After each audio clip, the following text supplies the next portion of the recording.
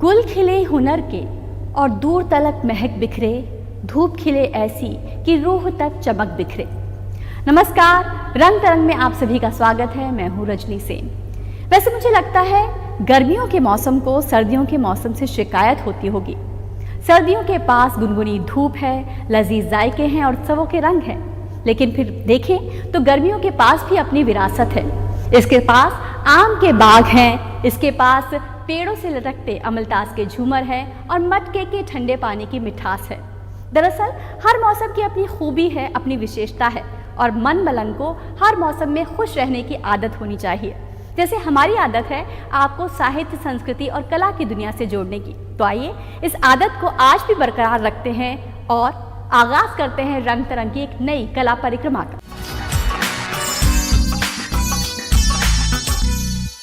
हर ठोकर की कहानी कहेंगे अपनी जुबानी, गर पत्थरों को भी आवाज़ बख्श दे कोई। कहते हैं कि पत्थर बोलते नहीं हैं, उनमें जान नहीं होती, लेकिन अगर कुछ हुनरमंद हाथ पत्थरों को भी छू ले तो वो भी बोल पड़ते हैं कलाकृतियों के ज़रिए, कलाओं के ज़रिए। और एक ऐसी ही प्रस्तर कलाकार हैं अनीता दुबे, जो अपनी कला के माध्यम से पत्थरों में जान डाल रही हैं। हाल ही में उनकी कला प्रदर्शनी का दिल्ली के गांधी संग्रहालय में उद्घाटन हुआ, जिसमें उन्होंने पत्थरों के माध्यम से गांधी जी के पूरे जीवन को बयां किया। प्रकृति की वह निर्जीव वस्तु जिसे किसी ने राह का रोड़ा कहा तो किसी ने किसी और पर फेंकने के लिए इसका इस्तेमाल किया। लेकिन कुछ कलाकार ऐसे हैं जो अपनी मेहनत, लगन और हुनर से इन पत्थरों में भी जान डाल देते हैं। प्रस्तर कलाकार अनीता दुबे को पत्थरों से इतना प्यार हुआ कि उन्होंने इससे जीवन की कहानी ही कहना शुरू कर दिया। हाल ही में विश्व संग्रहालय दिवस के अवसर पर अनीता दुबे की महात्मा गांधी जी के जीवन पर प्रस्तर प्रदर्शनी का शुभारंभ दिल्ली के गांधी संग्रहालय में हुआ। इस प्रदर्शनी में गांधी जी की जीवन यात्रा से जुड़ी हर कहानी को इन पत्थरों के माध्यम से दिखाया गया। गांधी जी का बचपन हो, कस्तूरबा गांधी जी से उनका विवाह, दक्षिण अफ्रीका में उन्हें ट्रेन से उतारे जाने का दृश्य, आजादी के संघर्ष में उनका योगदान, रविंद्रनाथ टैगोर से मिलना हो या फिर आम जनों के साथ उनकी मुलाकात के दृश्य, उनके जीवन से जुड़ी हर घटना का अनीता ने इन पत्थरों के माध्यम से बेहद दिलचस्प वर्णन किया। मेरे साथ हैं अनीता दुबे जी, जो पत्थरों से खेलती हैं और उनमें जान डाल देती हैं। अनीता जी, डीडी न्यूज़ पर आपका बहुत बहुत स्वागत है। आपकी ये प्रदर्शनी जो पत्थरों के माध्यम से आपने गांधी जी की यात्रा दर्शाने की कोशिश की है, इसका विचार आपको कब और कैसे आया? रजनी, कुछ 3-4 साल पहले मैंने जब गांधी जी की 150 वर्ष हम मनाने की दिशा में थे और हर दिन न्यूज़ अखबारों में कहीं कहीं देखती थी, और उसी समय कुछ ऐसी घटनाएं घट रही थी कि लगा कि जिस समय आज़ादी हुई होगी उस समय गांधी जी ने कैसे पूरे देश को संबोधित किया होगा, कैसे संभाला होगा। फिर मैं गांधी जी के विचारों को धीरे धीरे करके बनाने लगी। ये समय था कोरोना समय, और जब घर में थी तो मैं हर दिन फिर उसी विचार से कलाकृतियाँ बनाने लगी। पत्थरों से आपकी दोस्ती का सफर कब और कैसे शुरू हुआ, थोड़ा संक्षेप में अगर हमें बना। बिल्कुल बिल्कुल, 1-2 दिन में तो ये चीज़ हुई नहीं। बचपन से ही पत्थर रंग से जुड़े, पहले रंग जैसे लाल पत्थर मिला, सफ़ेद पत्थर मिला।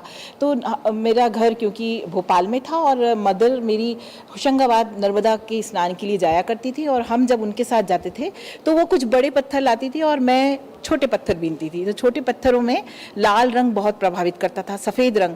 तो मैं पत्थरों में रंग से प्रभावित होकर चुनना शुरू किया था और धीरे धीरे वो संग्रहित होते रहे। तो अनीता जी, इस पूरी प्रदर्शनी को पूरा करने में क्या आपके सामने चुनौतियां आई? चुनौती सिर्फ वो पत्थर बीनने की चुनौती थी जो मेरे ढेर में मेरे पास संग्रहित थे, कि जिनसे मैं वो विचार को उस रूप में बना सकूं कि वो शब्द जो, क्योंकि शब्दों में पत्थरों में कोई संवेदना नहीं होती है, उनमें कैसे वो संवेदना आ सके। तो जब अपने ढेर में से मैं पत्थर चुनती थी तो वो पत्थर चुनने में मुझे 2-2 ढाई घंटा लग जाता था एक चित्र के लिए। तो वही मेरी एक चुनौती कह सकते हैं। बाकी बनाने की चुनौती मुझे नहीं रही, क्योंकि एक बार जो कल्पना की वो पत्थर मिले और वो मुश्किल से 1 घंटे के अंदर वो बन गया। इस अवसर पर आए दिल्ली सशस्त्र पुलिस बल के विशेष आयुक्त रॉबिन हिबू ने भी इस प्रस्तर प्रदर्शनी की जमकर सराहना की। आज देख के मुझे बहुत ही ताजुब, क्या कहते हैं ना, एक डिसबिलीव। लोग तो बनाते पत्थर से, लक्कर से या स्टील से, ब्रॉन्ज से, लेकिन उन्होंने ये अनीता ने बहुत ही एक क्या कहते हैं अंग्रेजी में आउट द बॉक्स। कौन सोचा था कि छोटे छोटे पत्थर से बापू का बनाएगा। एक नायाब प्रदर्शनी आप इसे कह सकते हैं, जो कि गांधी जी के संदेश को एक अलग ही तरीके से दिखा रही है। खास बात यह है कि इस प्रस्तर प्रदर्शनी को अनीता ने सालों की मेहनत के बाद पूरा किया और इसके लिए देश के कोने कोने से पत्थर इकट्ठे किए। इसमें उन्हें काफी दिक्कतें भी आईं, उनका स्वास्थ्य भी खराब हुआ, पर उन्होंने हिम्मत नहीं हारी और इस प्रदर्शनी को कला प्रेमियों के बीच लेकर आई। इस प्रदर्शनी के अलावा भी वे पत्थरों से जीवन से जुड़ी हर कहानी बड़े दिलचस्प ढंग से कहती रही हैं। प्रकृति से जुड़ी बात हो, किसी महान हस्ती का जन्मदिन या कोई विशेष दिवस, हर कहानी में उनके पत्थर नायक नायिकाएं बनकर सामने आते हैं। एक पत्थर की भी तकदीर संवर सकती है, शर्त ये है कि करीने से संवारे कोई।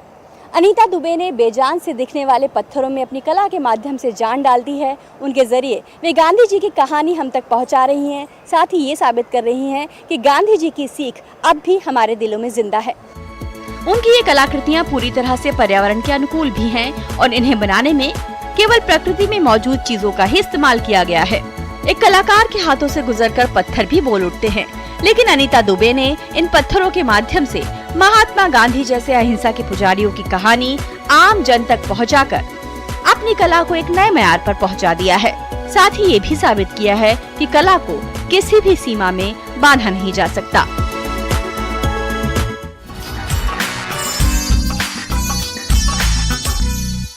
मुरली से टपके अमृत की बूंदें और नैनों से नेह की धार, किस विध तुमको पाऊं मैं कान्हा, कैसे जताऊं तुमसे प्यार। कृष्ण कन्हैया के लिए हमारे साहित्य में बहुत कुछ लिखा गया है। कलाओं ने अपने अपने ढंग से उनकी व्याख्या की है, लेकिन मधुराष्टकम एक ऐसी साहित्यिक रचना है जिसमें कृष्ण लीलाओं का अद्भुत वर्णन किया गया है। हाल ही में युवा नृत्यांगना सुधाना शंकर ने भरतनाट्यम नृत्य के माध्यम से इस महान साहित्यिक रचना पर कृष्ण लीलाओं का अद्भुत वर्णन किया। आइए आपको लिए चलते हैं सुधाना शंकर की उसी अद्भुत प्रस्तुति में।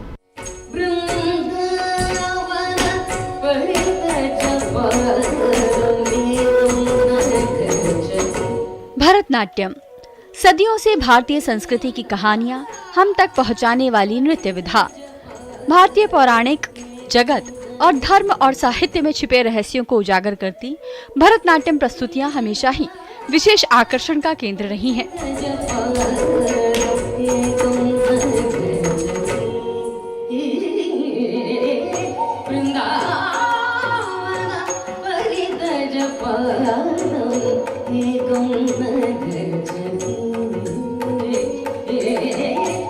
ऐसे ही आकर्षण से सजी थी भरतनाट्यम नृत्यांगना सुधाना शंकर की नृत्य प्रस्तुति और काव्य व्याख्यान।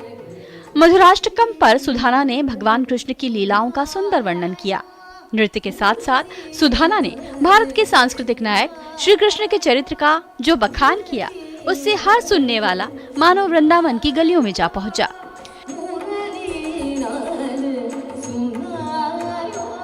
But Krishna, who was the romancer of gopis, who was considered the lord of love and tenderness, who was popular for his Ras Leela with numerous women, he seemed to have figured it out. So, what was his secret? To love without condition, to talk without intention, to care without expectation, and to give without reason. That is the spirit of true love. And the Ras Leela is such a perfect embodiment of this spirit. The dance of pure joy and passion, unbridled by the weight of expectations and judgment.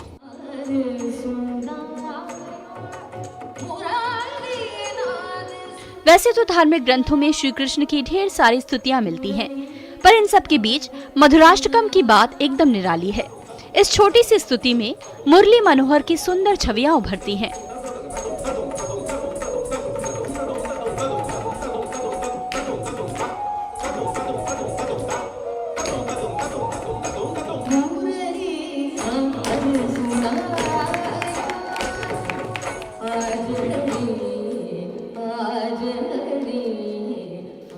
सुधाना Shankar 6 साल की उम्र से भरतनाट्यम नृत्य सीख रही हैं और अपनी गुरु रमा वैद्यनाथन से मिली नृत्य परंपरा में अपने रंग जोड़कर उसे एक नया रूप दे रही हैं। वे मानती हैं कि हमारी पौराणिक कहानियों में छिपे संदेश आज की दुनिया में भी प्रासंगिक है।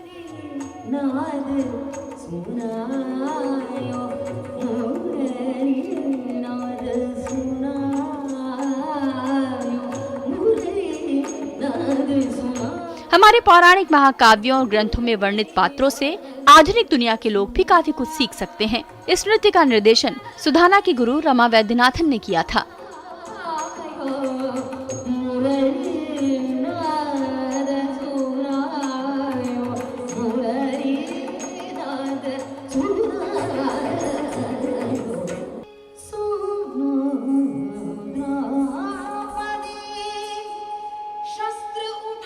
सुधाना जैसी सशक्त और युवा कलाकार अपनी साधना से भरतनाट्यम की परंपरा को और समृद्ध बना रही हैं। ऐसे युवा कलाकारों के हाथों में हमारी नृत्य परंपराएं और भी जीवंत हो उठती हैं। तुम ही कहो ये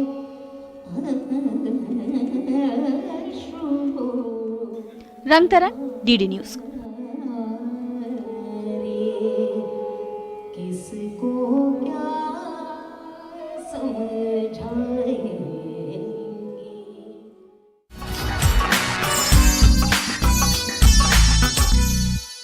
परियों की कहानी लौटा दे, कुदरत का बिछौना लौटा दे, ओ वक्त के जादूगर सुन ले, मिट्टी का खिलौना लौटा दे।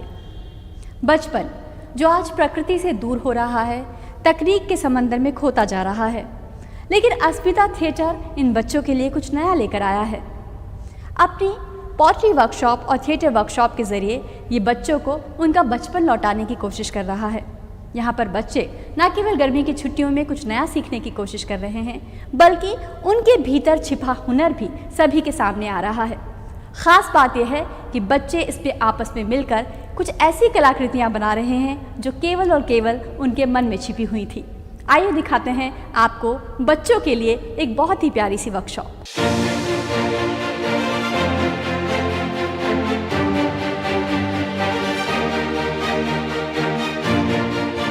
बचपन गीली मिट्टी की तरह नाजुक, लेकिन जीवन से भरा हुआ। इसी बचपन के हाथ से मोबाइल दूर कर उसे प्रकृति से जोड़ने की ये नायाब कोशिश की जा रही है त्रिवेणी कला संगम के बाल थिएटर और पॉटरी वर्कशॉप में। बच्चे मिट्टी से खिलौना बनाना, अपनी कल्पना के संसार में मौजूद सुंदर कलाकृतियां बनाना सीख रहे हैं।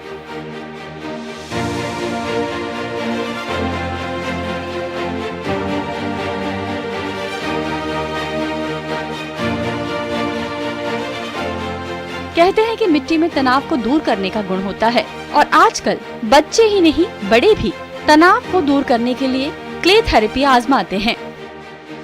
जिन नन्हे हाथों में मोबाइल देखकर अक्सर हम बड़े फिक्रमंद रहते हैं, उन्हें मिट्टी से खेलते देखना वाकई राहत भरा है।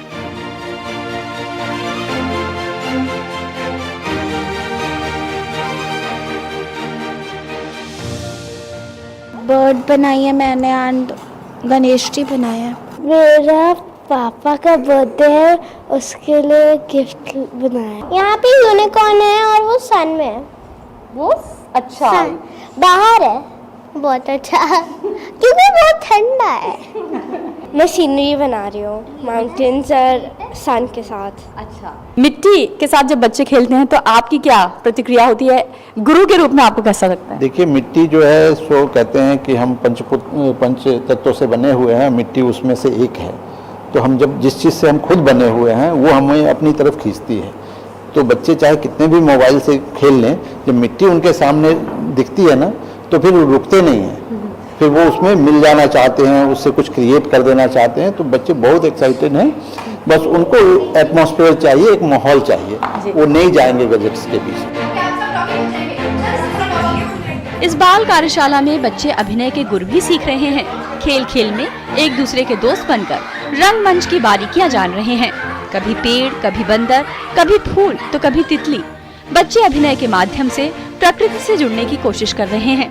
बच्चों की बाल सुलभता पढ़ाई के बोझ और तकनीक के समंदर में कहीं खो न जाए, इसलिए ऐसी कार्यशालाओं का आयोजन होना वाकई सराहनीय पहल है।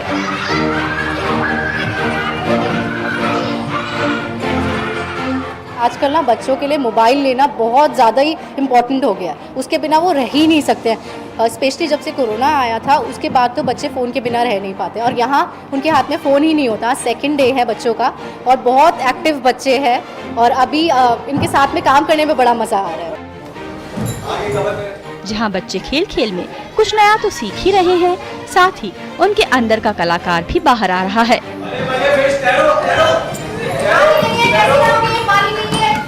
रंगतरंग डीडी न्यूज़।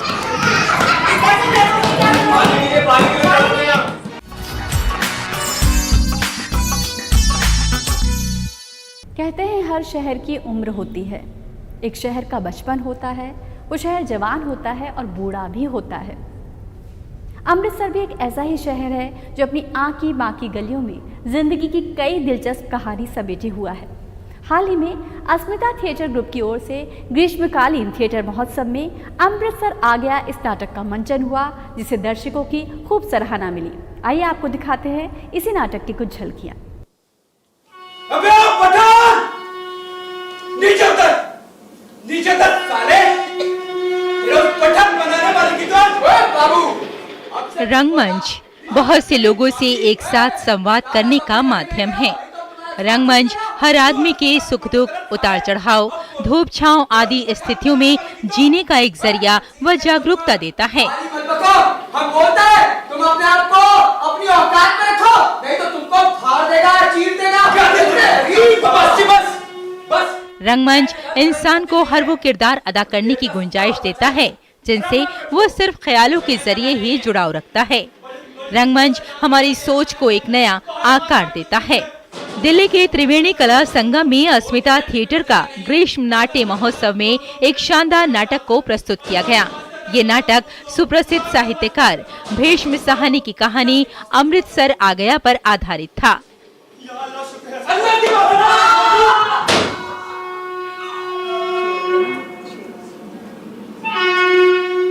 उस आदमी के दोनों हाथ गाड़ी के दरवाजे से छूट गए और वो कटे पेड़ की भांति गाड़ी के दरवाजे से नीचे जा गिरा। बाबू बुद्ध का बुद्ध बना सब कुछ खड़ा वहां देखता रहा। लोहे की छड़ अभी भी उसके हाथ में थी।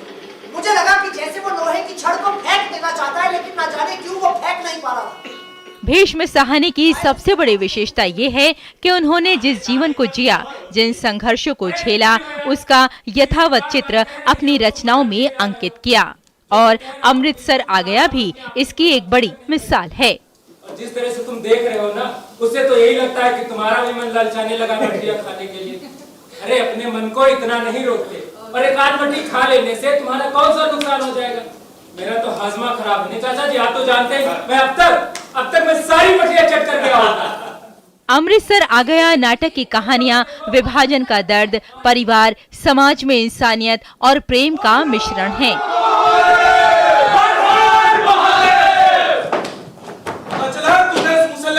शहर भेज दिया है, तूने अपनी कौम के साथ गद्दारी की बात।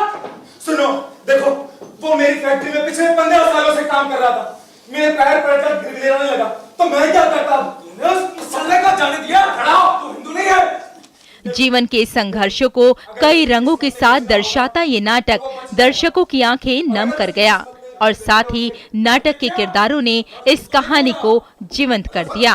वो सच बोल रहा है, लेकिन साले ने हमारी शिकार करवाई, ऐसे नहीं करती है। ताकि होया, वो मुसल्ला कटो कट कैंप तक का नहीं पहुंचा ना, साला एक और मुसल्ला। रंगतरंग के लिए रेशमा की रिपोर्ट, डीडी न्यूज़। साले ने काम तो हमारा ही किया है, छोड़ देते हैं साले को। चलो बढ़िया कैंप की तरफ।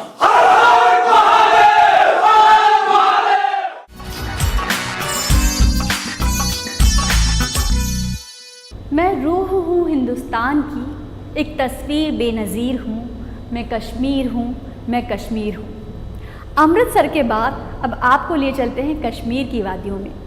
कश्मीर की वादियाँ दुनिया भर के पर्यटकों को अपनी ओर खींचती हैं, लेकिन उसकी वादियों में कुछ ऐसी कहानियाँ भी हैं जो कश्मीरियत को ज़िंदा रखे हुए हैं। कश्मीर के दो कलाकार वहाँ की प्राकृतिक सुंदरता और उसकी गलियों में छिपी इंसानियत की कहानियों को अपनी चित्रकला के माध्यम से कला प्रेमियों के साथ साझा कर रहे हैं। आइए आपको दिखाते हैं कश्मीर पर एक ऐसी ही खूबसूरत कला प्रदर्शनी। सरकार ने कश्मीर की कला और कलाकारों को बढ़ावा देने के लिए 2 दिवसीय अनूठी चित्रकला प्रदर्शनी का आयोजन किया। 2 दिवसीय चित्रकला प्रदर्शनी का आयोजन घाटी के प्रसिद्ध कलाकारों के एक समूह द्वारा हस्तशिल्प कश्मीर विभाग के सहयोग से सरकारी कला एम्पोरियम श्रीनगर के कला विरासत भवन में किया गया, जिसका उद्देश्य घाटी के कलाकारों की कलाकृतियों को उजागर करना था। इन प्रदर्शनियों से जहां स्थानीय कलाकारों का मनोबल बढ़ रहा है, वहीं युवा पीढ़ी को भी पेशेवर कला के बारे में कुछ सीखने का मौका मिल रहा है। एक आर्टिस्ट जब कोई पेंटिंग बनाता है, at least I would talk about my self, कि मैं इस तरह नहीं बनाती कि मुझे लोगों को दिखाना है। I do it for my own satisfaction. लेकिन जब ऐसे आर्टिस्ट शोकेस होते हैं और नाम आगे आता है तो आर्टिस्ट के लिए बहुत अच्छा है। इस प्रदर्शनी के सभी चित्र कश्मीर के अतीत को दर्शाते हैं, विशेष रूप से मस्जिदों, मंदिरों, धार्मिक स्थलों, ऐतिहासिक घरों और जल निकायों के रूप में पुराने श्रीनगर शहर की विरासत अवसंरचना जो कला प्रेमी लोगों को आकर्षित करती है। पिछले 1 साल से सरकार पुरानी कला को बढ़ावा देने की पूरी कोशिश कर रही है और इस तरह की प्रदर्शनियों का आयोजन कर रही है ताकि उन्हें एक उचित मंच प्रदान किया जा सके, जहां कलाकार अपनी समृद्ध कला का प्रदर्शन कर सके। देखिए, ये हम चाहते हैं कि इस जगह को एज क्रिएटिव स्पेस प्रमोट करें। ये यहाँ की 6ठी एग्जीबिशन है और हमारे साथ हमारे ऑफिस को अप्रोच करते हैं लोग कि हम अपना काम जो है शोकेस करना चाहते हैं, डिस्प्ले करना चाहते हैं, तो ये डेडिकेटेड गैलरी है उन लोगों के लिए। क्योंकि श्रीनगर को क्रिएटिव सिटी फॉर क्राफ्ट का जो एजाज़ मिला, उसको हाईलाइट करने के लिए ये एग्जीबिशन हुई है। कश्मीर देश का एक सबसे अच्छा और प्रसिद्ध पर्यटन स्थल है। घाटी की मनमोहक सुंदरता हर साल लाखों पर्यटकों को आकर्षित करती है जो दुनिया के विभिन्न हिस्सों से आते हैं। इन दिनों हर दिन दुनिया के विभिन्न हिस्सों से बड़ी संख्या में पर्यटक कश्मीर की सम्मोहक सुंदरता का आनंद लेने के उद्देश्य से आ रहे हैं। इसलिए इस प्रकार की खूबसूरत पेंटिंग प्रदर्शनी जो विभिन्न विषयों से संबंधित है, जिसमें संस्कृति और परंपराएं शामिल हैं, कश्मीर पर्यटन को बढ़ावा देने के लिए एक जबरदस्त भूमिका निभा सकती है। बहुत ही अच्छा काविश है directorate of art and handicrafts की कि उन्होंने इनिशिएटिव आर्टिजन इनिशिएटिव के तहत इस नुमाइश का इनेकाद किया। स्थानीय छात्रों सहित बड़ी संख्या में अन्य लोगों ने इस प्रदर्शनी में हिस्सा लिया। उनका मानना है कि इस प्रकार की प्रदर्शनी उन्हें एक दोस्ताना और शांतिपूर्ण वातावरण प्रदान करने में जबरदस्त भूमिका निभा रही है। Bureau report, DD news.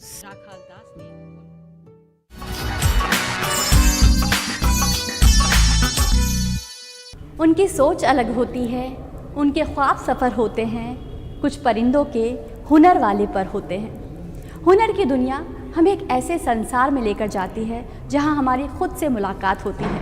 वो हमें धीरज सिखाती है, संयम सिखाती है और आपको कला और संस्कृति की दुनिया से जुड़ना सिखाते हैं। हाँ, इसीलिए हर हफ्ते लेकर आते हैं कला, संस्कृति और साहित्य की दुनिया में छिपी अनमोल कहानियाँ। उम्मीद है रंग तरंग का ये एपिसोड आपको पसंद आया होगा। ऐसी ही कहानियाँ लेकर फिर आएंगे आपके सामने। फिलहाल मुझे और मेरी पूरी टीम को दीजिए अनुमति। नमस्कार।